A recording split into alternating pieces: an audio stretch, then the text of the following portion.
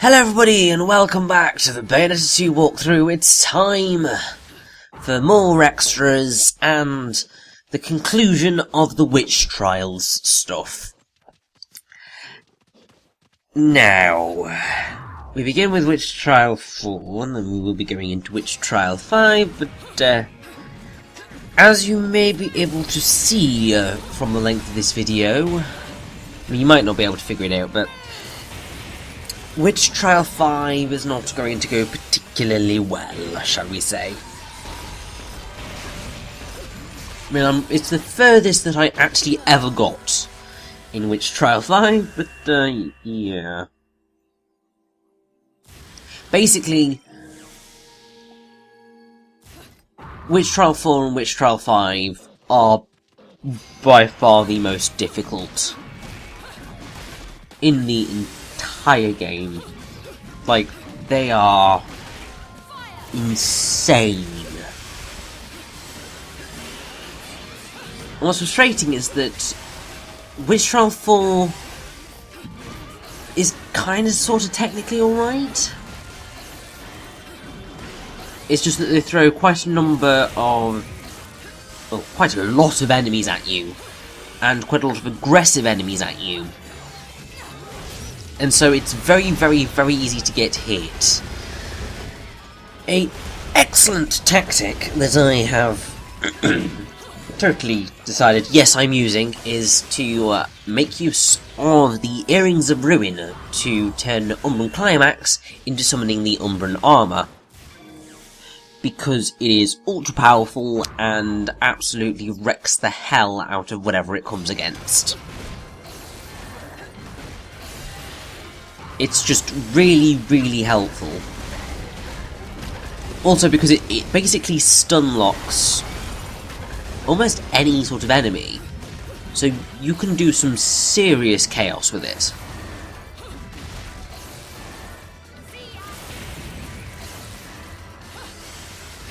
Now, you could probably get through this with the Alruna strategy that is kind of, I believe, sort of recommended for Witch Trial 5, but I found that this works pretty damn well. So, I mean, the thing is that with Bayonetta, it's less about having an explicit plan as to how you're going to go about stuff, and it's more about making the most of what you have and just going with the flow. Because, I mean, Bayonetta is a brilliant game for just kind of allowing you to pull stuff back from the brink and just generally being able to have a really smooth gameplay experience. Because you can go from button mashing to actually explicitly realising what combos you're using. And it allows for that entire spectrum, but it also allows kind of for you to have all these different options available. And you can just kind of switch on the fly, almost. Which is great.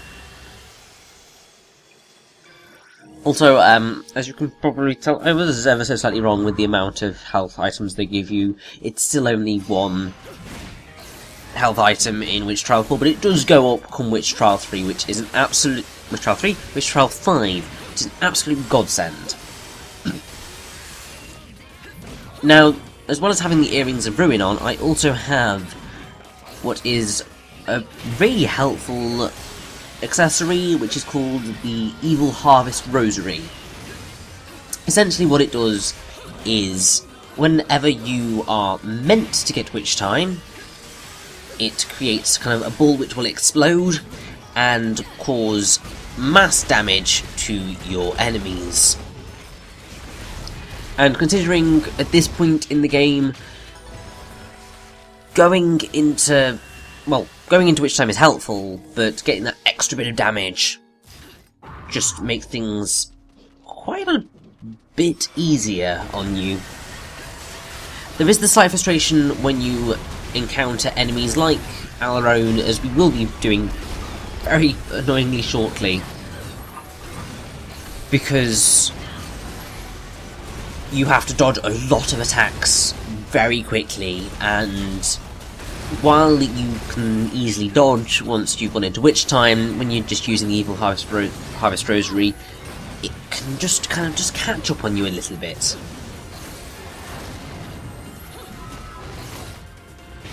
Also, I think I remember being very sweaty-handed and very near having a slight heart attack whilst trying to record Witch Trial 4 here, and also Witch Trial 5.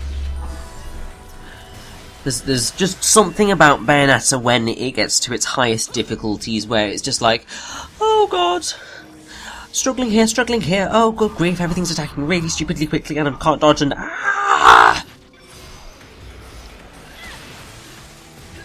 But yeah, we have the wonderful Alraun. And as you can see, the Evil Harvest Rosary is helping a lot, because you're knocking off quite a hefty chunk of life at each kind of attack. And because kind of she's so close, she can't dodge it, which is brilliant. So yes, as you can see, Umbran Armour mixed with all of that is so useful for getting through this. And to be very honest, in general, while I don't tend to use accessories that much, it's mostly because I can't really properly effectively use them, but they can do absolute wonders for you. It's like the Gaze of Despair will make enemies automatically enraged at you, which, apart from making them the enemies harder, it's mostly there for kind of combo attacks. So, well, at least for increasing the amount of halos and style points you get for each attack. So, the Gaze of Despair is an excellent tool, really. And then Evil Harvest Rosary is so useful. Earrings of Ruin are as well. You have Pully's Butterfly, which, if you have magic, then you can summon, I think it's about 5 butterflies, and they will take hits for you, so you kind of essentially prevent yourself from getting hit 5 times, which, if you know how to use it properly, is genius. There's also... oh, I can't remember what the name of the accessory is, but there's one which summons the little demons, or the little zeros, which attack enemies for you and increase your combo count, and can increase kind of combo lengths as well, so they're very helpful. There's also the Mallet of Reward, which is only really useful in the main story mode, because it's all to do with kind of torture attacks and getting items afterwards. You have Celine's Light. Oh, that's it. Celine's Light means that you, when you get hit, you automatically go into Witch Time. And then it's the Star of Dintea, which, if you taunt, then you get healed, I think. I'm surprised how much of this I'm remembering, to be honest, because considering how little I tend to use accessories, I mean, the fact that when you're playing through the main story mode, you don't have enough halos for accessories. You kind of just get used to playing without them. But either way, we get to face off against Lotta, and we are kind of heading towards the tail end of Witch Trial 4. As you can tell by the fact that my health is getting rather low.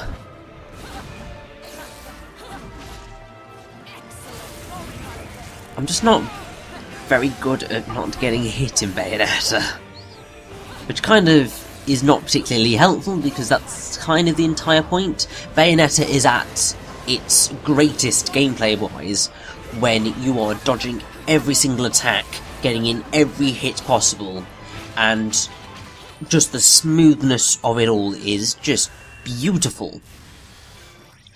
Like, watching Bayonetta played well is mesmerising. Like, well and truly beautifully mesmerising. It's glorious. And I just wish that I was capable of doing that sort of stuff for you, because it really does just make you want to play more, and it makes you want to get better. And I guess that's another awesome thing about the Bayonetta franchise as a whole, is that the way the game is constructed, I mean, I've already said, with the whole bullet mashy and mastering kind of things, but the game kind of is incredibly accessible, and I would argue that it's one of, if not the most mechanically accessible title that Platinum have ever made. Largely because sort of it attacks things really simple, and it's very easy to dodge, and if you have those kind of core elements, then you could play the game, and you can look badass. But the way the game is kind of constructed is that because it rewards you for playing well, it gives you the kind of desire to actually want to try to improve and to try to learn the combos so that you can get higher rankings. There is also the fact that it flat out insults you if you do badly with the Stone Award, which I am very, very, very incredibly proud to have never gotten in Bayonetta 2 just yet. Because when I first played the original Bayonetta 1, oh god. Just loads of Stone Awards in that. But then I got better at the game, and everything was fine. But we have our final verse for Witch Trial 4 against Boulder. And I think this kind of partially goes to prove that Boulder's is actually technically easier than when he is the Masked Lumen. Because even though I'm still getting hit, and this fight actually is going to take a little while, because he's very, very, very aggressive.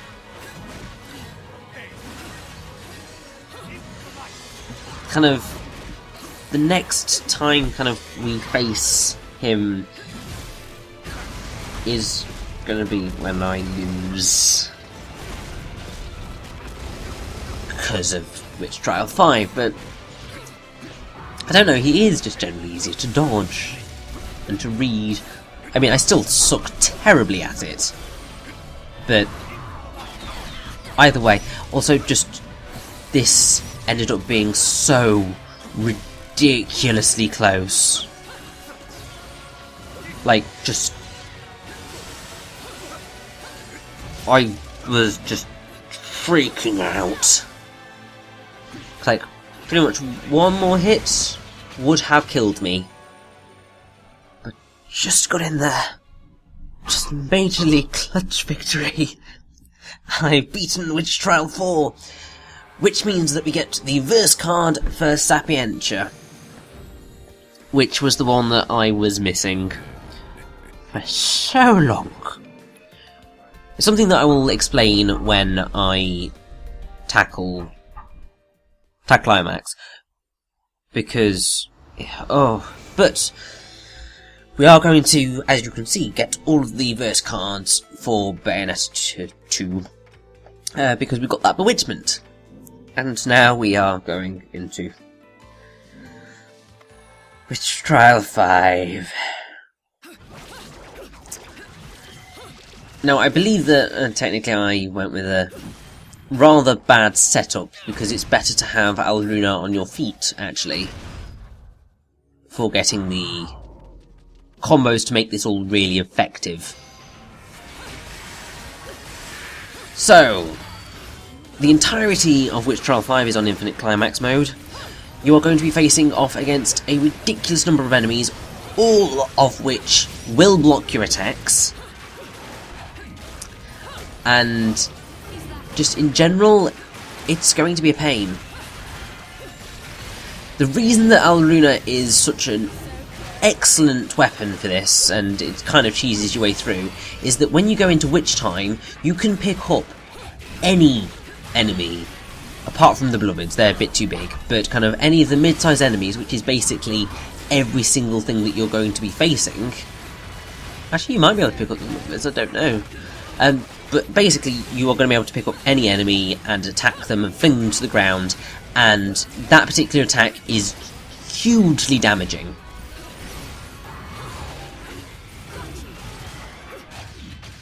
Now, the reason that you want to pair this with the Bracelet of Time is because basically you can automatically push yourself into Witch Time, which means that you can get the grab and fling them to the ground, and you can kind of go in and out very, very, very rapidly of Witch Time, which means that you can retain your magic meter, which means that you can get hits off more effectively.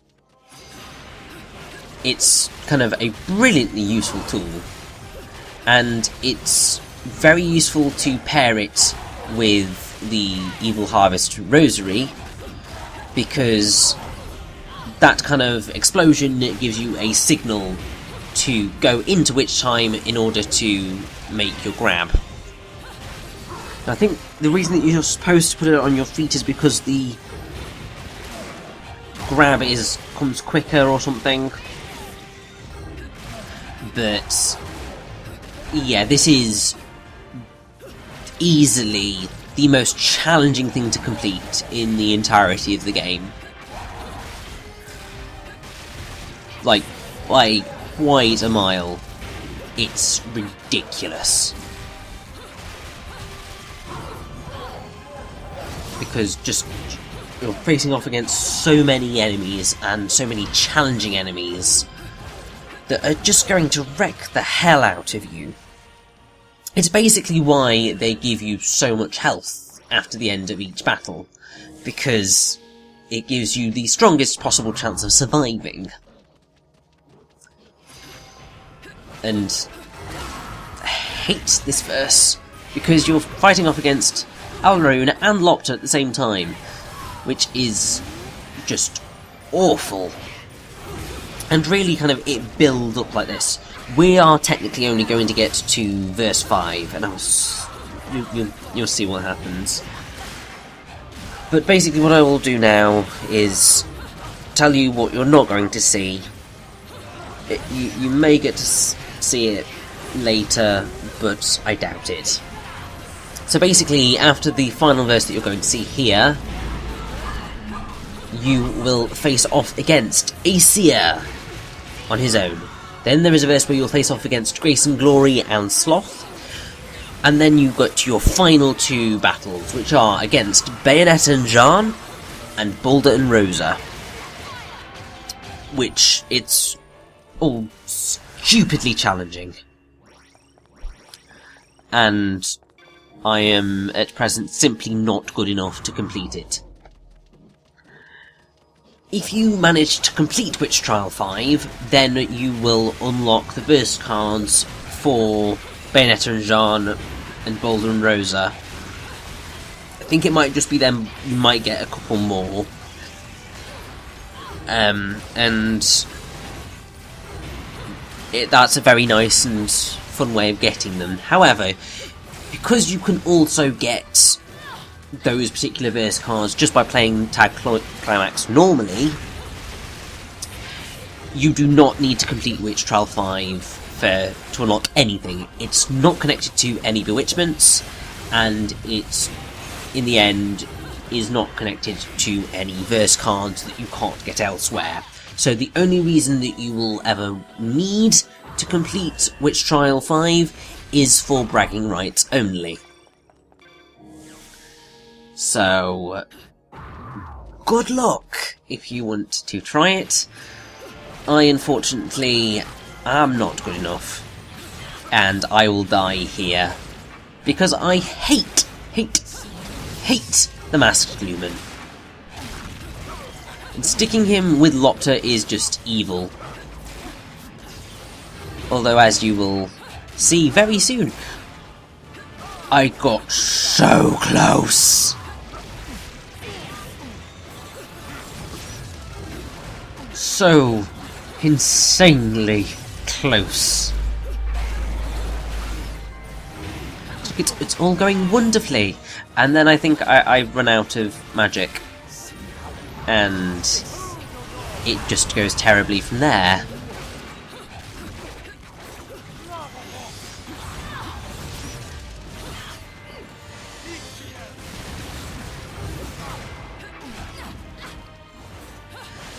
Probably would have had a much easier job if I'd kind of successfully managed to kill off the Masked Lumen, but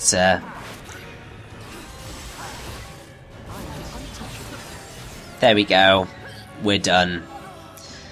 Time to move on to Tag Climax, because, yeah, I'm not that good.